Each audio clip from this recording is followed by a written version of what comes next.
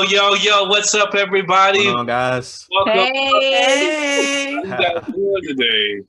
doing good, Good. doing Doing good. really good. Yeah. That's good. So we want to welcome you guys, the viewers, to our very first round up. Yeah, thank you guys for joining us today. Yeah. This is our very first time doing this, and we want you guys to have a good time with us. There's four of us. We're really good friends. We've known each other for a long time. And we're just going to talk about some things that are concerning to us, some things that are funny, some things that are spiritual. We just want to talk about a lot of things. So come on, go with us. Before we go there, I just want to know how's your day been so far, guys, or your week? What's been going on with you, Marissa? It's been going good. I have two kids and I'm married. So, just getting things adjusting to what we have to do because, people are staying home, virtual, learning, all of that, even though my kids are too young for that, but trying to just manage. But everything is good on my end. That's cool. What you got to say, Levi? It's been all right. I am a father of a new baby. Have two kids as well, so it's been an adjustment. Just really trying to get a good sleep schedule, really. But it's been all right. It's not been as bad as what I thought it would be. Oh, that's cool. Yeah. What's going on, TDR, Tamara? So this week has been good. I am single. I do not have kids, just so y'all can know a little bit about our backgrounds and our lifestyle. But I am working on my business. So I've been doing a lot of paperwork, been, sending stuff off to Richmond, so just getting things in motion so that in like 2 weeks time, I'll be up and running doing what I've been putting all this work into. So I'm just being productive, and it's actually a blessing. It's a blessing. I feel good about what I'm doing, and just being productive, putting my my feet to my thoughts and my faith. Nice. And that's what I'm doing. So I'm good. That's good. So yeah. Well, everyone's been telling you about ourselves. Let me go ahead and tell you. So I'm young man, 36 years old. I don't know why I tell you guys that, but I'm single. I'm just living life, going through working and dealing with this virus, man. It's been a lot going on. People been dealing with a lot of issues with the coronavirus. It's been a lot of heartache for people or whatever, but Yes. we've been making it happen as far as we can. I've been fortunate enough to still be able to have, at least be employed. And I know a lot of people have been going through a lot of issues with that. So I'm kind of grateful for that. Not to put down anybody else, but I'm hoping that everyone else who isn't able to, be employed right now is still being taken care of. But I know that's not the case. But hopefully everyone will get what they need sooner or later. So so let's go ahead and get into our first hot topic. We're going to talk about the Breonna Taylor case and some of the things that's happened so far that we know of. We want to just talk about the facts, and then we're going to get everybody's opinions on it. So let me go ahead and read here. I'm getting this from CNN's website. I just want to talk basically about, the facts that led up to the actual shooting. From what CNN is saying, I haven't been able to look at the court documents or the warrant, but I do know that there was a warrant. And I do know that, let me just read it from here. So this is from CNN. Police believe Taylor was home alone when she was in fact accompanied by her boyfriend, who was allegedly armed, according to a CNN review of the shooting. That miscalculation, along with the decision to press forward with a high-risk forced entry raid under questionable circumstances, contributed to the deadly outcome. What happened was Miss Taylor's ex-boyfriend was the actual focus of a narcotics investigation that led officers to execute the warrant on her apartment, where no drugs were found. Police said a man was shipping drugs to Taylor's apartment to avoid detection of a trafficking ring, according to a police affidavit for a search warrant, which was obtained by CNN, of course. The search warrant authorized police to search Taylor's apartment, 2 vehicles, and 3 people, including Taylor, and to seize, among other things, drugs and drug paraphernalia, money, safes, weapons, documents, and computers. The warrant did not specifically connect Taylor to any alleged drug activity, and Taylor's family and their attorney have maintained that she was not involved in her ex-boyfriend's alleged drug trade. Taylor was sleeping, Miss Taylor was sleeping next to her boyfriend, Kenneth Walker, her current boyfriend at the time of her demise, in the early hours of March 13. When they heard a noise, they both got up and walked to the door. This was Mr. Walker's statement. She's yelling at the top of her lungs, I am too, and I'm sorry, let me read this again. She is saying, he's saying that she is yelling at the top of her lungs, and then he says, I am too at this point. And they say, who is it? And then there was no answer, no response, no anything. Mr. Walker told investigators when he heard banging at the door, his first thought was that it was Taylor's ex-boyfriend, whom the warrant was for. He was concerned there might be trouble, so he grabbed his gun. As Walker and Taylor made their way down a hallway toward the front door, Walker said the door flew off its hinges. So what he's saying is, Mr. Walker says, I just let one shot off. And he says, I still can't see who it is or anything. And the report goes on to say Cameron, which is one of the officers, said, I'm sorry, not Cameron, but Cameron, who is the district attorney in Kentucky, said Wednesday that the officers both knocked and announced their presence at the apartment.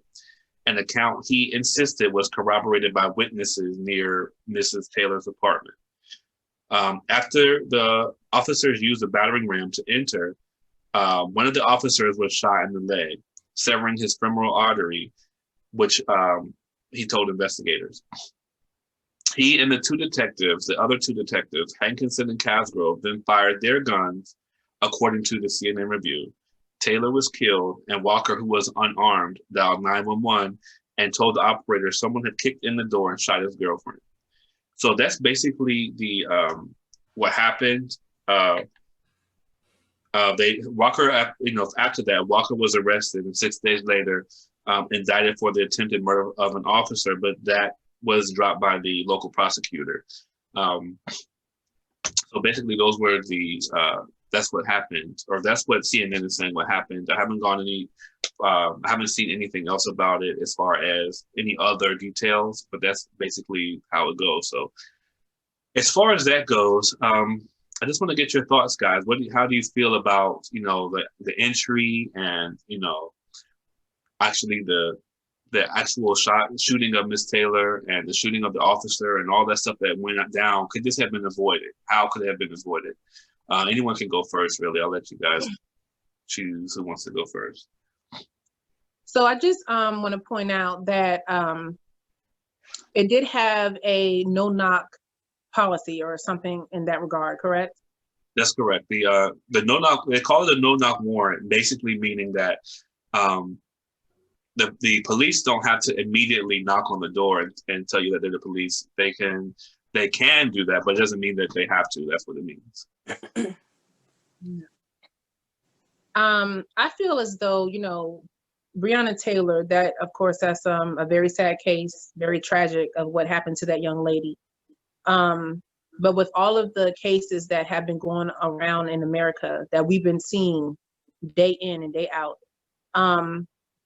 I feel like, and I understand that cops are subject to, violence as well. Like, I understand that. They get shot and killed too. I understand that. But I feel as though coming from a officer standpoint, when it comes to them serving the community, I feel like, tasing should be the first occurrence rather than just having a gun and shooting. You know what I mean? Because as you see in that case, it was the ex-boyfriend who they were going after, but he wasn't there. You know what I mean? Right. So like her life could have been spared, but she's gone because, you know, like, I just don't understand why the shooting has to be like the first thing that they go to. That baffles me. Like, I feel like tasing should be the first attempt, and of course, you know, if anything gets escalated and it has to go to that point where a person has to get shot, then okay, because I understand, you know, police officers get killed in the line of duty as well, but that's why police officers have backup. You know what I mean? So I just feel like, and it wasn't just one police officer; it was a whole crew of them. So the tasing should have been the first attempt, in my opinion, just to spare life. You know what I mean? Like, just to spare life. It's crazy to me.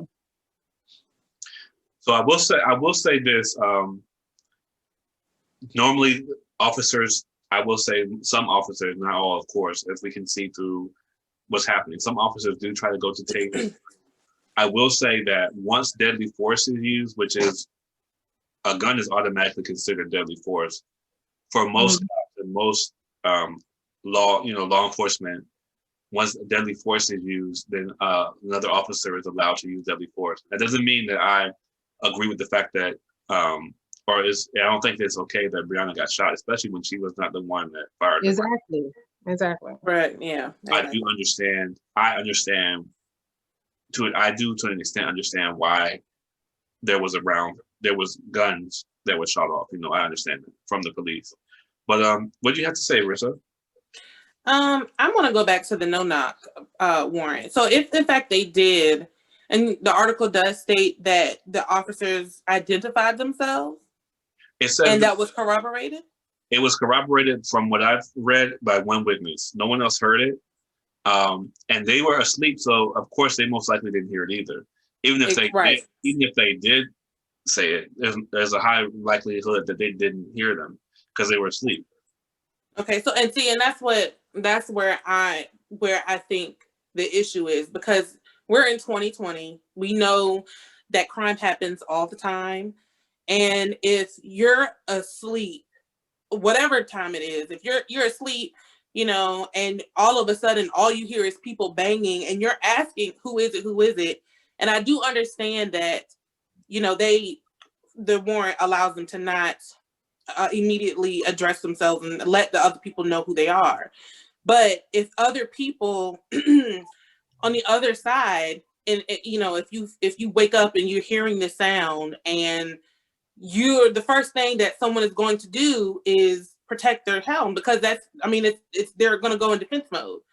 If I wake up and I'm most likely, I'm not going to hear anybody say, "Oh, I'm so-and-so." The banging is the thing that's going to wake me up. So right. I would expect, you know, someone to go into defense mode, and I mean, if it was one witness, fine, but on their end, who knows what they heard or they didn't hear. And I think that's where the issue lies, because first instinct is to be able to protect yourself. I mean, they could have been anybody. Right. Didn't he say that he thought like it was the ex-boyfriend that was was coming for her? So there's no telling who they thought it was. And the last person that you're gonna think it is a cop coming to your house like that. Especially, you wouldn't think that. So I mean, I think I understand having the no-knock warranty, so you can actually be able to have the element of surprise to get people who are doing, you know, things unlawfully. I get that. However, you have to be smart about it. Yeah. You know, so especially with the whole, you know, we have a right to bear our own arms and everything else. So you would expect someone, especially the man of the house or whomever is more skilled, to go in defense mode and to protect their family. No, true. So, I understand that completely, and I'm sure most people do. You know, it's a very rough situation, because even like I was watching today, how there are certain celebrities who like it's different because he got a round off, and to me it is different to an extent. But I look at the fact of what led up to that. I wonder, you know, why there was no body cameras. I wonder, right, the warrant, you know, why it was exercised at such a time of night, you know, as to, I know the element of surprise is there. They want to try to catch people in the you know, in the act of doing what they're doing. Correct. So I just, you know, I just wonder what the planning process was, you know, because at the end of the day, it wasn't gunfire at, you know, trying to, you know, maliciously wound a cop. It was gunfire trying to protect the house. Someone literally busted your door open, and you have no idea who it is, you know. So I understand. You know, I look at how with the charges going to, I'm sorry, I look at how with the family getting the settlement with the city getting that, what was it, $15 million or something like that? It was 12. $12 million settlement. And the fact that, you know, to me, they were trying to get civil charges against the city, trying to prove, you know, that would, to me, would have proven, given them a case to get charges against the cops, because at the end of the day, a no-knock warrant, I mean, they were executing a warrant, so they were acting within their purview with the warrant, you know, and they were, I mean, technically they were acting within their purview when they shot the round off, because, I mean, someone fired on them. So it's like you get all these legal tumbles when morality would say, you know, they should have, they should have to deal with these consequences because someone died because they shot off rounds, and the person who shot the rounds off is still alive. I mean, you look at that too, you know, that kind of comes back to, you know, I don't think Mr. Walker should have died either. I'm just saying, I mean, at least it would have made more sense. The person who actually fired the gun was right, not the person who's standing beside her. I mean, beside the shooter. So, I mean, all that stuff kind of plays in mind, but then you go back to the actual legal part of they were working under the warrant, and they were cops. They got shot at. So I wonder what the planning was as to why they decided to bust in the door at 12 o'clock, or it was late at night, and you know there was nothing. From what Mr. Walker says, he didn't hear anything. I mean, people can say that they gave their name or the police, whatever, but if the person inside doesn't know who's at the door and you busting the door down, absolutely, it kind of creates an issue. Of course, because you don't know. And just I'm gonna say this. So it's important to know the laws. Okay. It is absolutely important. Okay. And as time is going on, I'm like understanding that. But what I wanted to say was that on YouTube, there is, everybody knows about Dog the Bounty Hunter, right? But there is a bounty hunter by the name of Frank Frazier, and he goes by Tank.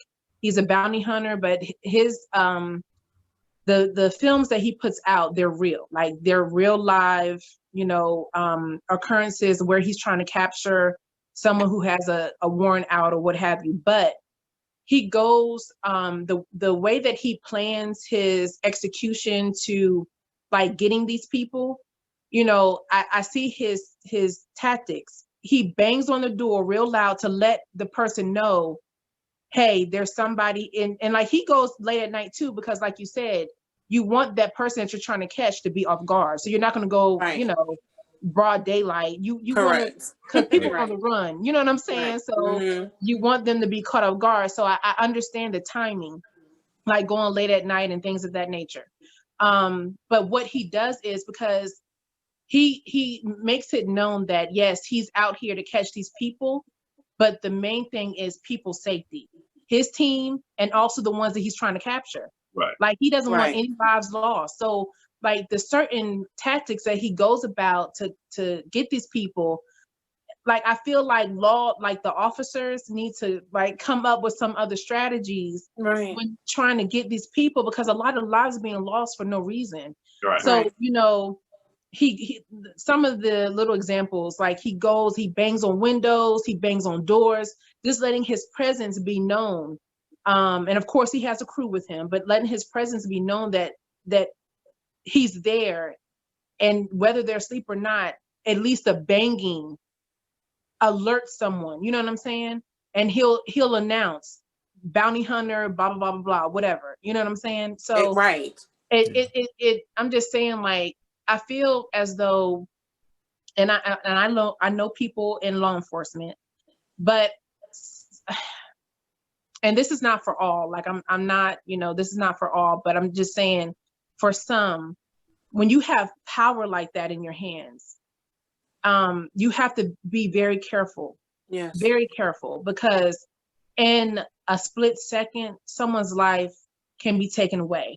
And what if Breonna Taylor had a child that was sleeping right beside her, or what have you? You know what I mean?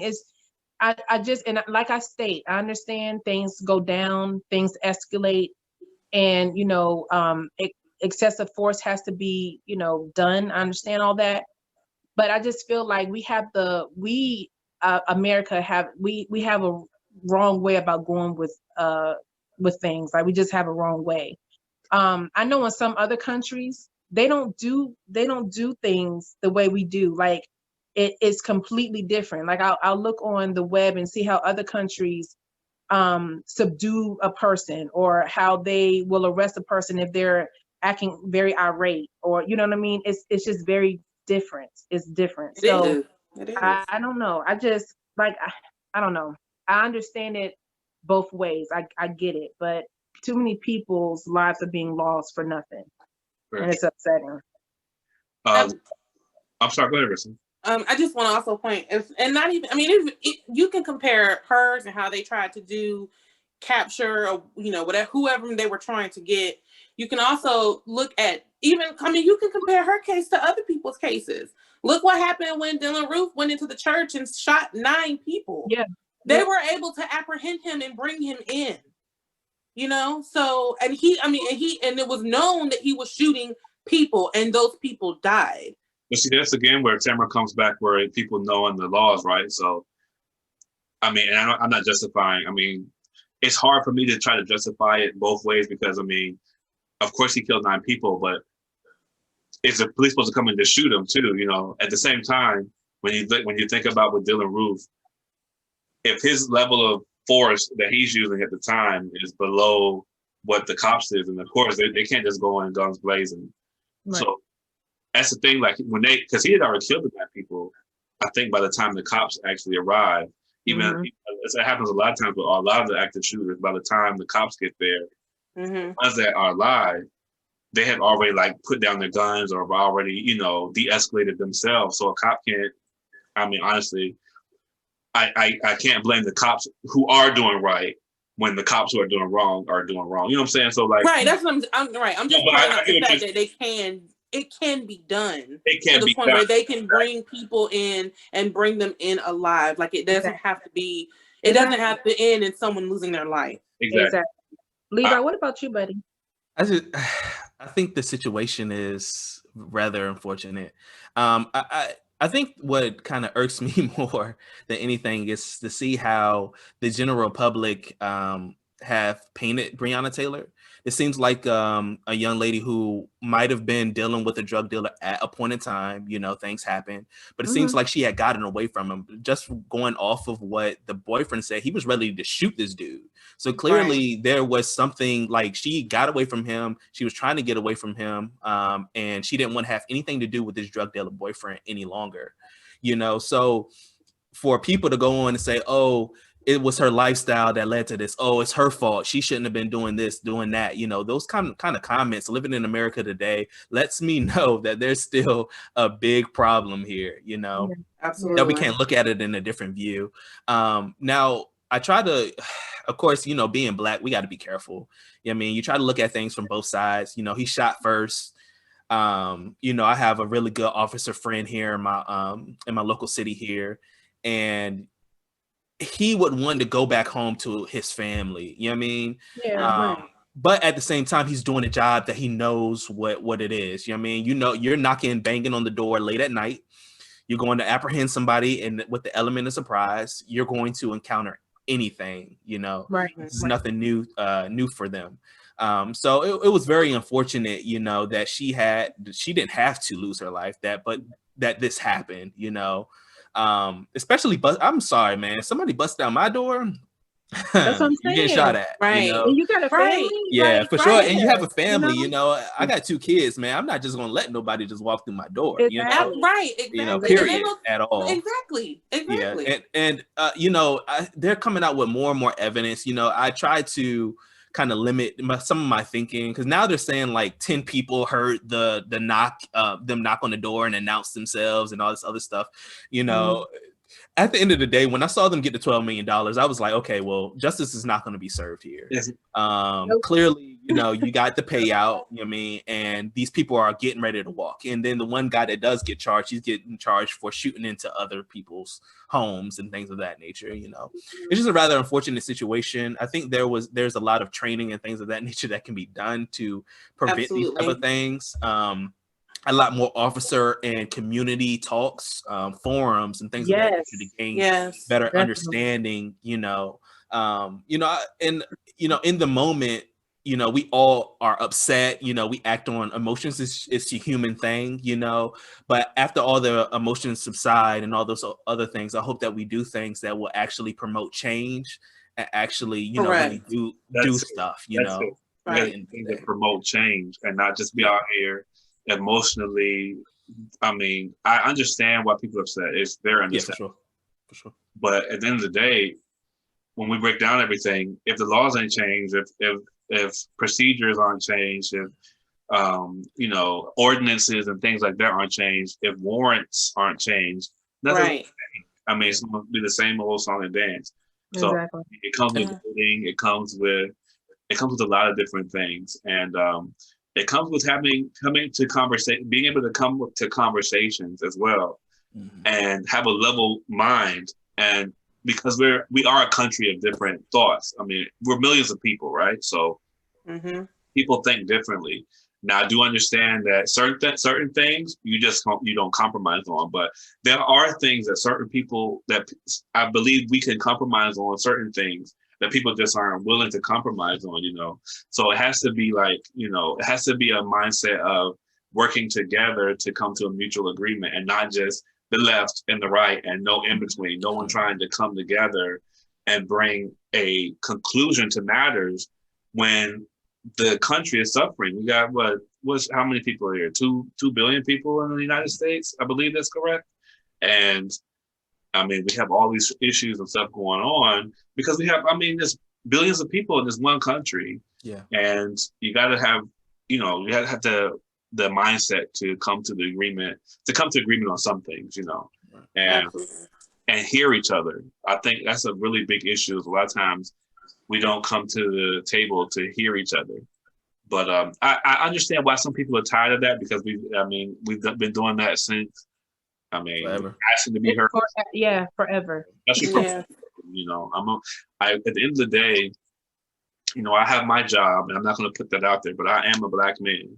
So at the end of the day, I'm a Black man. So certain things come, and it makes you wonder, you know, will it ever change, or will I ever be, you know, thought of as the same kind of person? Because you see people say certain things and they do certain things, so it makes you wonder. But I mean, at the end of the day, I'm gonna do my best to have a level head, and I know the people in this group do. I know everyone, because I mean, we're friends. We've been friends for a long time, and I'm very selective about the people who I'm friends with.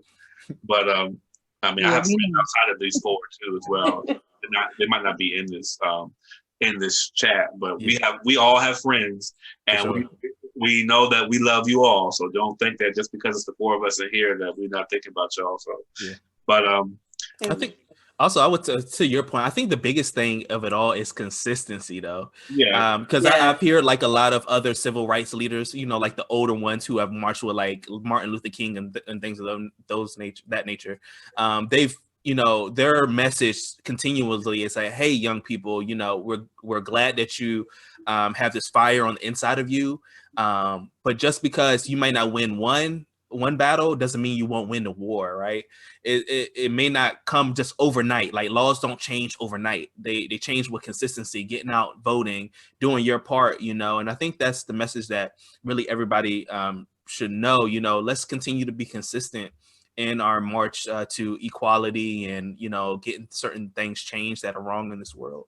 Of course, we live in America, you know, and we're seeing right now there's a big freedom. Like everybody has freedom, so everybody has their own opinion about everything. Now with, you know, the big emergence of social media, you can go on and be anybody that you want to be, even if that's not really you, you know. So you can have whatever comments, say something hateful to somebody with no you know, with no consequences, you know, out here today. And people, you know, unfortunately now in these days, they don't want to be held for their actions, you know. Definitely. We've gotten to the point with our freedom that we think that we should be able to do any and everything that we want to do. And at the end of the day, that's just not it. And I think a lot of people, we just need to get out of our comfort zone. Some people, whether we are Black, white, Asian, Hispanic, we only have people around us who think and look like us. And we have never stepped out of that box to even try to have a conversation with somebody who thinks different than us, comes from a different background than us, things of that nature. We don't expand ourselves. We're comfortable with our friends. Our friends think the same way. And that's it. And when situations like this arise, we don't have any empathy. We can't think outside of our box because we're only thinking about what we know. Exactly. And you know, not looking at it from someone else's perspective. And I think that's a big downfall of our country. It's huge, man. That's one thing I've voiced my opinion on with a lot of different friends. I think a lot of people don't take the time or even the mindset to try to go to different places just to see how other people do things. Not so much to change you, but you have to understand and have a appreciation that people don't think the same way that you think. And just because they think differently doesn't make them wrong. It means that they don't think the way that you do. And I mean, you can't down somebody because of the way that they do certain things is different. It might be good for them. It might not be good for you, but hey, okay, that's how they do it. Cool. That's how they're going to do it. I'm going to do it my way, but that's how they're going to do what they're going to do. I feel like, you know, I come from a small town in Virginia. I'm not going to say everywhere I've been, but I know that there are some people in that small town who have literally never been outside of that town. And that blows my mind. I mean, I understand. I don't understand that they couldn't afford it, you know. But I you know what I'm saying? Some people just, they have the ability to get out and they never do. They never try to, you know, expand their horizons. And it's the same old, you know, like Levi was saying, you have to get out of your comfort zone and understand different, you know, things, not to change you, not to make you a different person, but just to have an understanding of there are different mindsets, there are different, you know, things that happen in the world that's different from you. Like, oh wow, I didn't know people did like that. It might help you be able to relate to people. You know, absolutely, yes. You could do, you know. So especially coming from people who are trying to, you know, if you're a Christian or whatever, if you're trying to bring, you know, salvation to somebody, whatever. I know I kind of went to the left, whatever, but that's what, you know, if you want to be able to do that, you have to, you know, understand where people come from. You just can't come, you know, with the same old thing all the time. It doesn't work for everybody, you know. So and different perspectives are good because it helps to make you a well-rounded person. Definitely. And you know, and you can't really be a person of true empathy if you can't step outside the box to think about it from someone else's point of view. Correct. You can't. So absolutely. So let's get on kind of come off of Breonna Taylor. That's a very good talking point. But we want to kind of go to another segment that we're going to have. It's really our featured discussion. At this time, we're going to kind of talk about, you know, because we're all Christians. We all claiming to be saved. So what we want to talk about really is, you know, at this point, is us growing up in church and growing up in ministry. We all have pretty much grown up in church from a pretty young age. And I can say, I know these four. I know since 2002, I believe, maybe 2003. I think Levi's 2003, but 2001. 2001. 2000? No, it wasn't 2001. I know that. I didn't know you 2001. But anyway, I know time is so relative now. It's been at least almost 20 years now. Jesus. But you know, just growing up in church and how it's shaped our lives now, we're just going to talk about that. So anyone want to start that off? Not everyone at once. Tamara. I went first last time. When do y'all go? Go ahead, Levi. I think this is interesting, especially for me. I think a church has really shaped my life a lot. I would say, so there's an individual in all of our lives that was very important to our lives. He has now passed on. I think that individual was more so the biggest shape of our quote unquote church lives and, things of that nature. It was an experience, doing things in church, really doing things in church and still trying to live the saved life. Didn't always connect with me. I will just let you know. Crazy story out there here, since we're in full transparency. My now wife, I faked a whole, like I was going to school, moving up to Richmond to go to college and all that good jazz. And I still didn't do right when I was doing that. But church has been good. I know everybody has different experiences with church as far as like church hurt and stuff of that nature. You're going to experience that at any church that you go to. Absolutely. It's not going to be one, whether you go to one with a 50,000 congregation, or maybe you go to one with 20 people. There's going to be something that rubs you the wrong way. You're going to be like, man, I'm done with this. But it's good. It's good for your spiritual growth. And it's also good to be around people who are just like you. True. I will go next. For me, I've grown up in church since my parents took me to church since I was a kid. I used to go to an old Southern Baptist church back in North Carolina. Then, country boy. My dad was military all over the place, and pretty much I've always gone to church. I've always gone to church, but I can't say I pretty much always not at all. So I can't say that. I know some people say once saved, always saved, but that is a lie. That's a lie. A lie. If you're watching this podcast, that's a lie. A whole lie. Lies detected. I'm not going to try to force upon you guys that, but for me, that's a lie. I don't believe that anyone who, is continuously doing the wrong thing is going to make it, it's going to be saved. I'll leave it at that. There's a scripture that backs what he said up. Yeah, so I will say, I've done some stuff, I've done some stuff, and I paid for it, and some things I'm still paying for, but I will say, growing up in church has helped me, to be the kind of person I am today. It's helped me have patience. It's helped me to have, long suffering. It's helped me to do a lot of different things with people and understanding with people. Some people say I'm harsh sometimes. I think New York, well, I'm saying where I'm at now, but I moved to New York since I was in North Carolina and Virginia. And it's made me a little bit harder.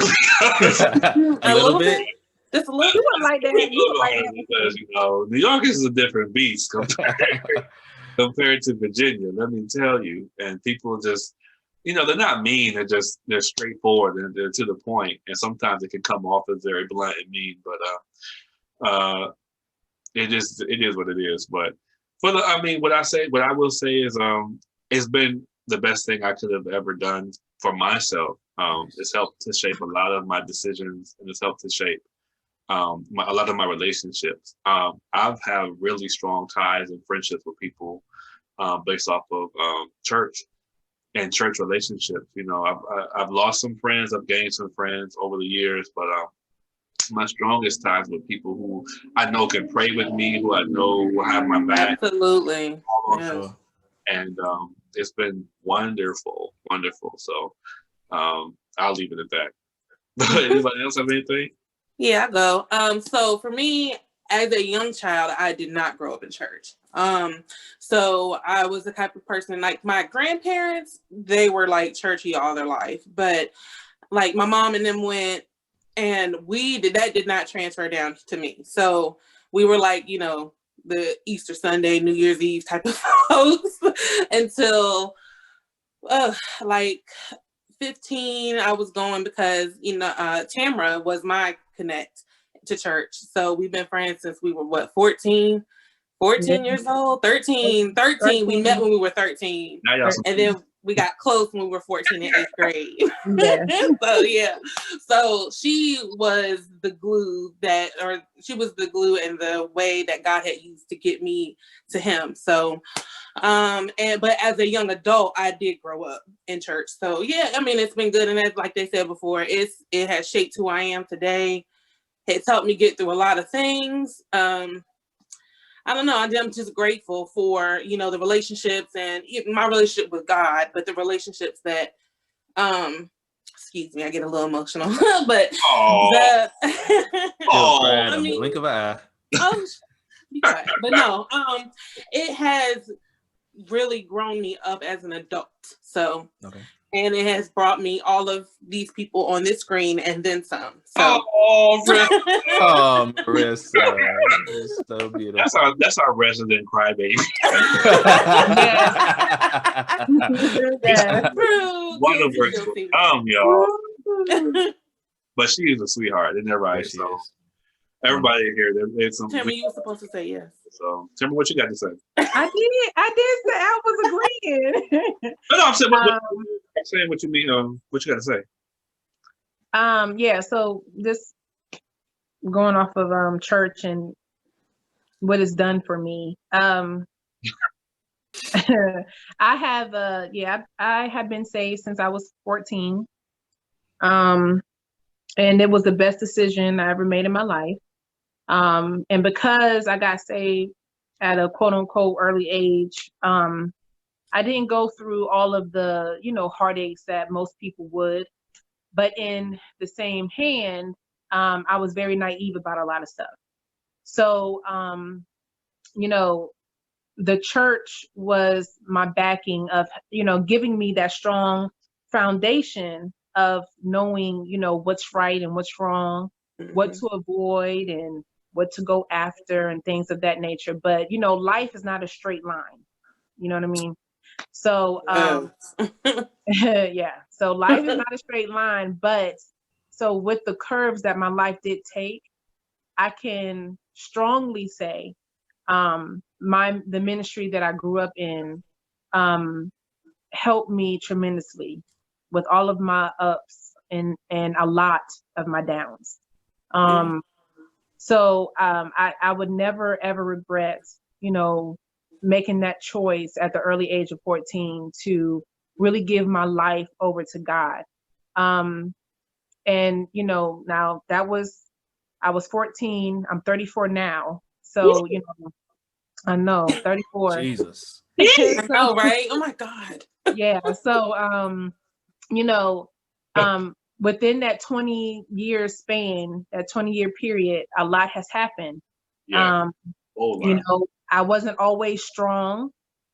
Excuse me. I wasn't always strong. I wasn't always like, strong in my faith. Of course, people have their periods where they're weak in some moments. And oh yes, I've had a lot of tragedies happen to me. So that also was a blow to, my questioning of who God was and things of that nature.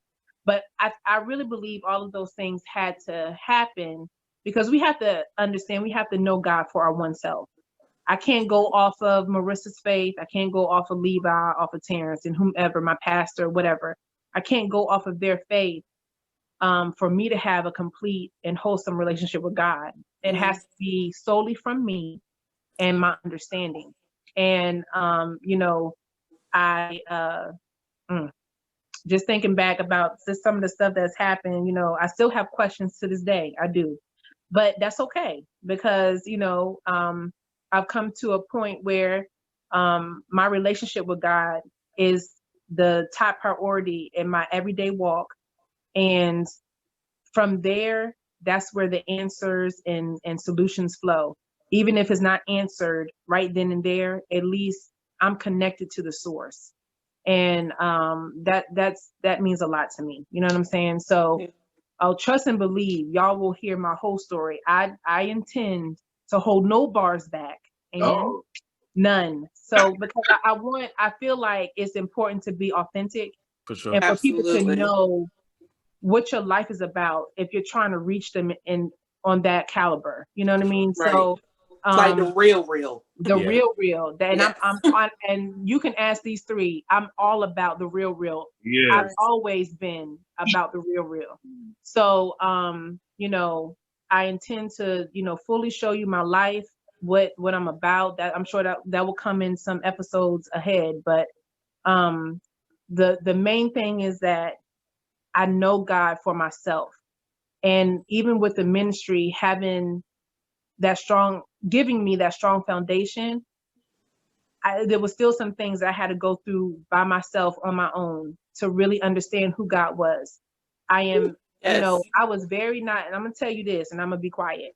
But when I first got saved, like I said, I was young, but even like going into my early 20s and things of that nature, I was very naive about what being a Christian was and what that life entailed. Very naive, very. I thought that, you know, if you saved, you're gonna live the nice life with the, you know, nice home and the white picket fence, Ooh, and the yes. husband and the 3.5 kids, and everything's just gonna go smoothly because you call on the name of the Lord, so you're good, Okay. you're protected.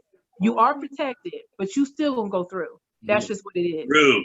So, you know, I had a very naive mindset, very naive. And it actually, when I think about it, it actually hindered me in a lot of ways, in a whole lot of ways, even with reaching other people. Like I had this like, egotistical Christian mindset. It was horrible. And I can honestly say that has gone totally out the window, and I'm grateful for that because, like we were saying about, you know, the Breonna Taylor incident, and what's wrong with this nation now is that everyone is boxed in. Everyone has this boxed in mindset, and you can't reach other people because you know your own mindset and your own little world, and that's where you function. And that's not good. That's not good. Whether you're a Christian or not, it's not good. It's just not. So with me being that type of Christian, I wasn't being functional.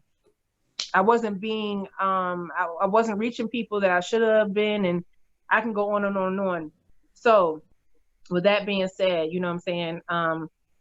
I intend to, you know, give you guys everything about me, a part of me, because that's what we're here for. We're here to reach the ones that don't know and that have this stereotypical like mindset about what Christians are. You know what I'm saying? And I get it. I understand why people have that mindset because a lot of Christians, you know, call on the name of the Lord, but then they do some ratchet stuff.